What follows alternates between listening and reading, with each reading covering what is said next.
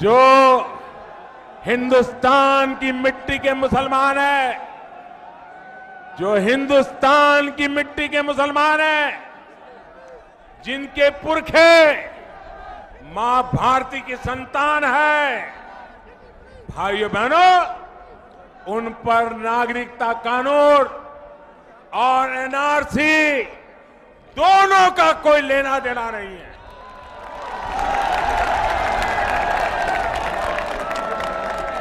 कोई देश के मुसलमानों को न डिटेंशन सेंटर में भेजा जा रहा है, न हिंदुस्तान में कोई डिटेंशन सेंटर है।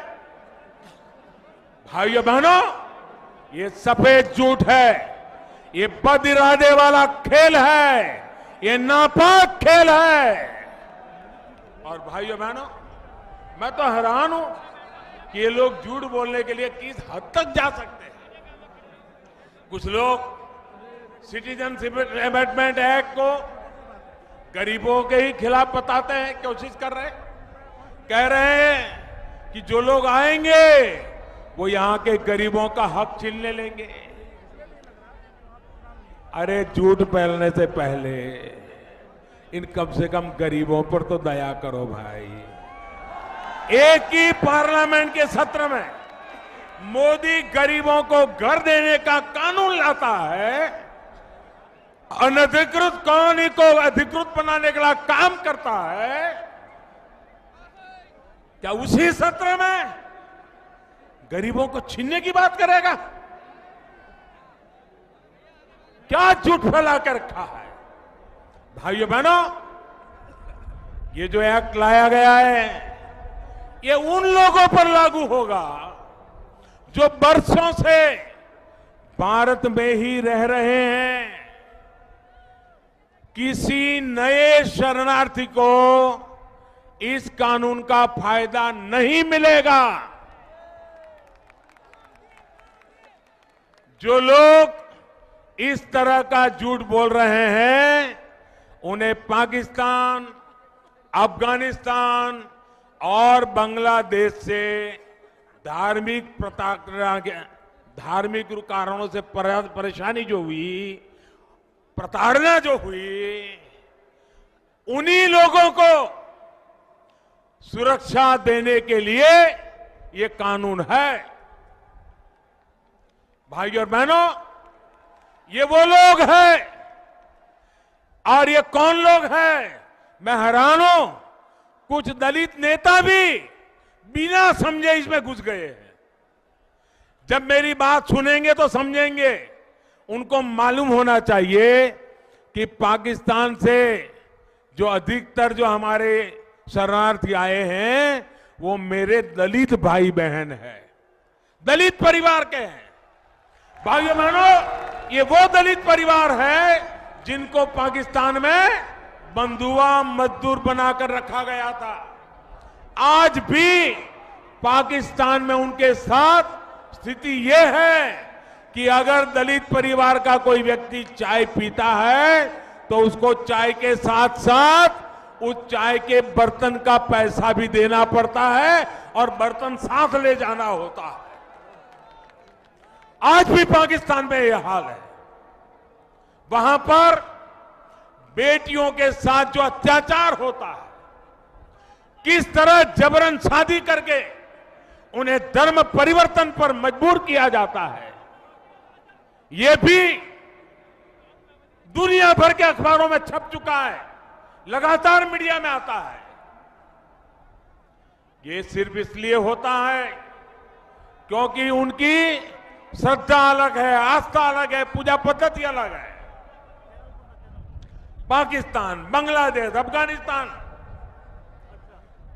में हुए ऐसे ही शोषण के कारण वो भारत आए और बरसों से हमारे बीच देश के अलग अलग हिस्सों में रह रहे हैं।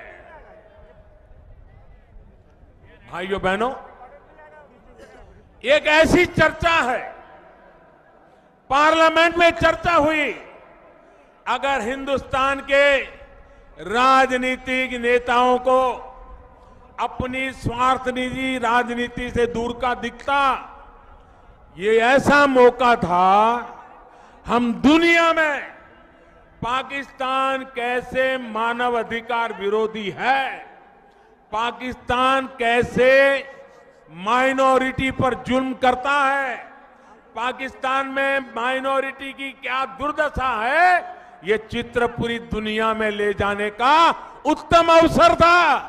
लेकिन इन्होंने उल्टा कर दिया, क्योंकि उनको देश नहीं, उनको उनका दल दिखता है। इसके कारण देश की भलाई के लिए और दुनिया में पाकिस्तान के करतूतों को खुला करने का मौका भी इन लोगों ने गंवा दिया। और मैंने पहले कहा, उस प्रकार से मैं दलित राजनीति करने वालों का दावा जो करते हैं उनसे पूछना चाहता हूं कि आप इतने वर्षों चुप क्यों थे? आपको इन दलितों की तकलीफ कभी क्यों नहीं दिखाई दी? आज जब इन दलितों के जीवन की सबसे बड़ी चिंता दूर करने का काम अगर मोदी सरकार कर रही है, तो फिर आपके पेट में चूहे क्यों दौड़ रहे हैं?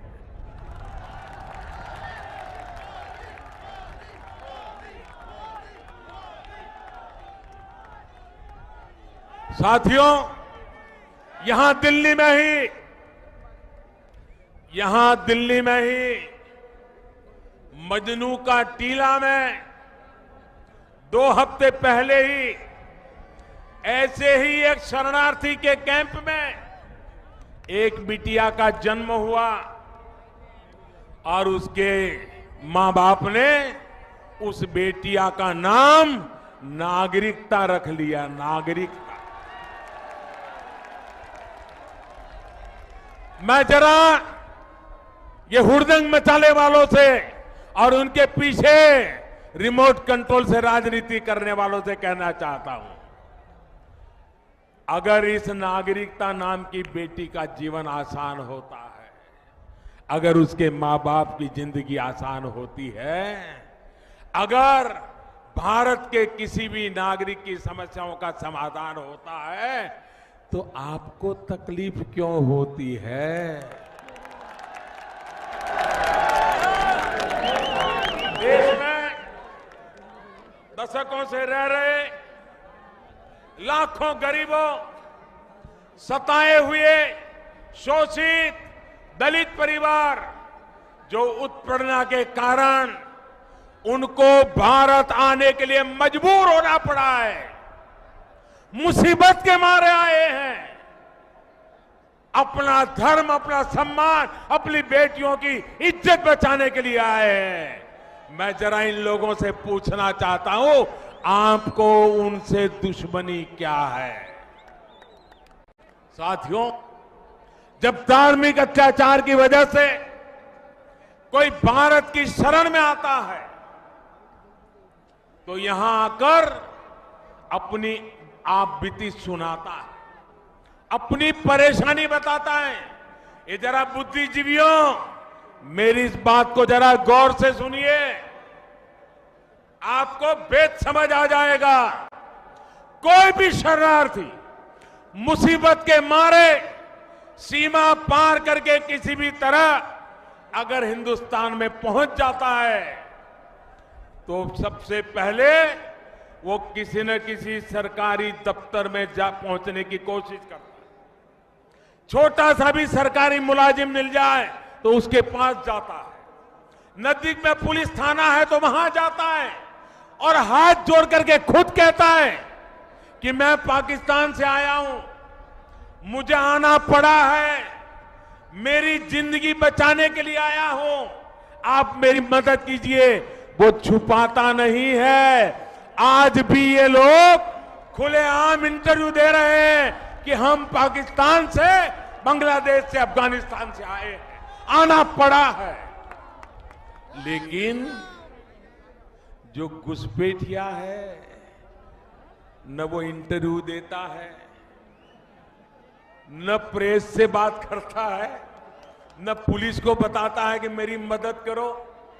वो आकर के छिप जाता है और कहीं न कहीं अपना जीवन स्थिर करने के लिए जुगाड़ लगा देता है, और जो एजेंट होते हैं उनको मजदूरी का कुछ हिस्सा देता रहता है। भाइयों बहनों, बड़ा सीधा साधा फर्क है। घुसपैठिया कभी अपने आप को अपनी पहचान होने नहीं देता और शरणार्थी कभी अपनी पहचान छुपाता नहीं है। भाइयों बहनों, ऐसे बहुत से घुसपैठियों ने आज बाहर निकलकर किस प्रकार की बातें कर रहे हैं, सच क्यों नहीं बताते हैं?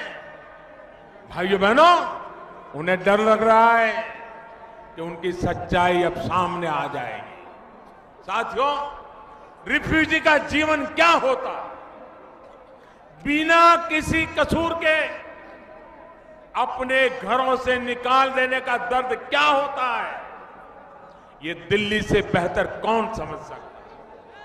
यहां का कोई कोना ऐसा नहीं है जहां बंटवारे के बाद किसी रिफ्यूजी का बंटवारे से अल्पसंख्यक बने भारतीय का आंसू न गिरा हो। सड़क पर हो रहा ये का बवाल उनके आंसुओं का अपमान है या नहीं है? उनके दर्द पे तेजाब छिड़कने वाला पाप है कि नहीं है? साथियों, मैं फिर से स्पष्ट करना चाहता हूं, सिटीजनशिप अमेंडमेंट एक्ट